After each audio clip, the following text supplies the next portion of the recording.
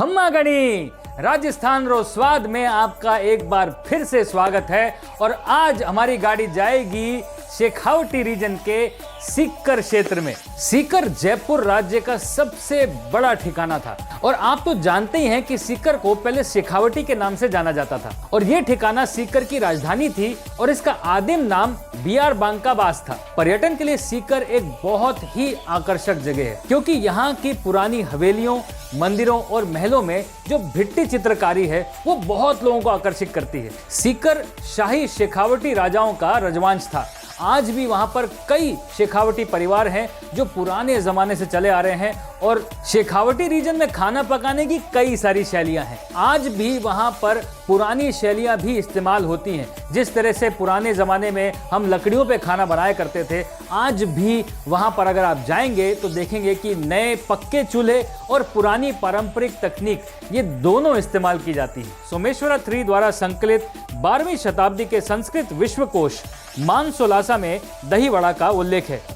In fact 500 ईसा पूर्व से दही वड़ा के वर्णन भी साहित्य में दिखाई देते हैं और यह भी माना जाता है कि 18वीं सदी के मुगलों ने इस व्यंजन को पहली बार तैयार किया। अब सीकर के दही वड़े की बात हो तो बिल्कुल निराली है क्योंकि इसमें सिर्फ उड़द दाल नहीं पड़ती, इसके अंदर उड़द दाल के साथ साथ मोठ की दाल, साथ में चुलाई की दाल और साथ में मोगर यानी कि मूंग की दाल भी पड़ती है। और जब ये सीकर दही वड़े हमारे चंबल फ्रेश सोयाबीन ऑयल में फ्राई होते हैं तो इसका स्वाद तो एकदम बढ़िया होना ही है।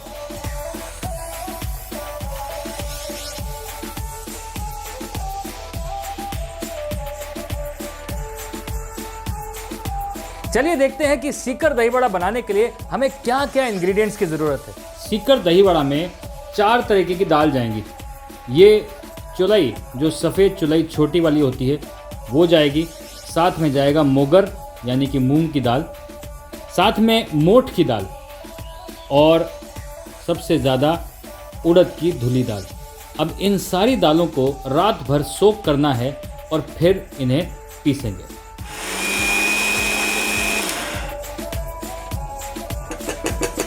अब दही वड़े की जो दाल है इसमें अपन डालेंगे थोड़ा सा नमक, थोड़ा सा लाल मिर्च का पाउडर, साथ में धनिया जो कि हमने कूट लिया है, आधा हो गया ये, साथ में पड़ेगी थोड़ी सौंफ। सौंफ इसमें एक बहुत अच्छा फ्लेवर देता है। साथ में सौंफ का पाउडर भी बनेगा और उसे हम ऊपर से दही पे भी डालेंगे। और इसमें पड़ेगी अदरक की पेस्ट और थोड़ी सी हरी मिर्च की पेस्ट। अब इन सारी चीज़ों को अच्छी तरह से मिला लेंगे। अब ये दही वड़े का बैटर एकदम तैयार। सीकर के दही वड़े फ्राई होंगे चंबल फ्रेश सोयाबीन ऑयल में और ये ऑयल जो है ये पौष्टिकता से भरपूर है। इसमें विटामिन ए, विटामिन डी और विटामिन ई है। Chambal refined soybean oil is rich in पूफा and omega 3 fatty acids. ये जो चीज़ें हैं ये तेल को बहुत पौष्टिक बनाती हैं। अब ये गर्म हो रहा है तेल, इसके अंदर बड़े फ्राई होंगे और फिर उसकी कार्रवाई आगे बढ़ेगी।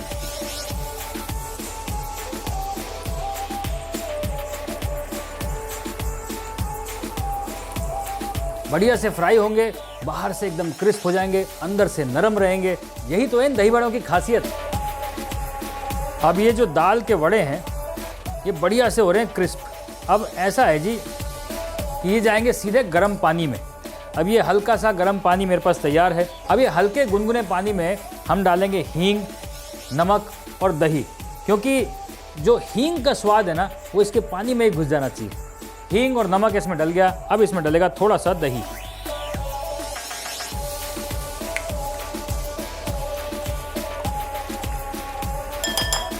और ये जो गर्मा गर्म क्रिस्पी बड़े हैं ये सीधा जाएंगे इस दही के पानी में, क्योंकि गर्मा गर्म बड़े जब गर्म पानी में जाते हैं तो वो अंदर घुस जाता है उसका फ्लेवर। और वही हमें चाहिए कि भैया दही, हींग और नमक इसका फ्लेवर जो है वो अंदर तक चले जाए।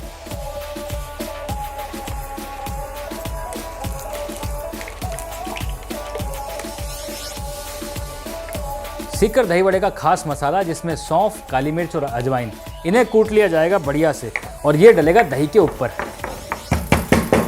चलो जी, ये बन गया मसाला। अब बनाएंगे दही वड़े का दही।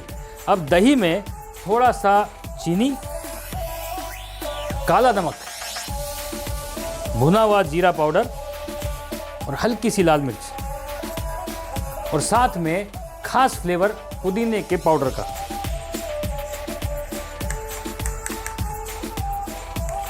ये हो गया जी दही तैयार। अब सिर्फ दही वड़ों को सजाना है। दही वड़ों में से पानी को निकाल लें।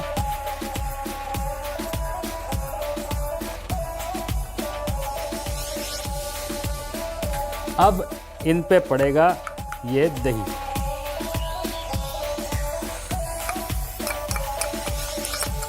अब इसके ऊपर जाएगा ये मसाला जो हमने कूटा था।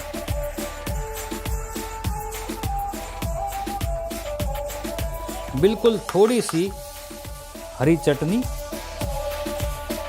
और थोड़ी सी मीठी चटनी।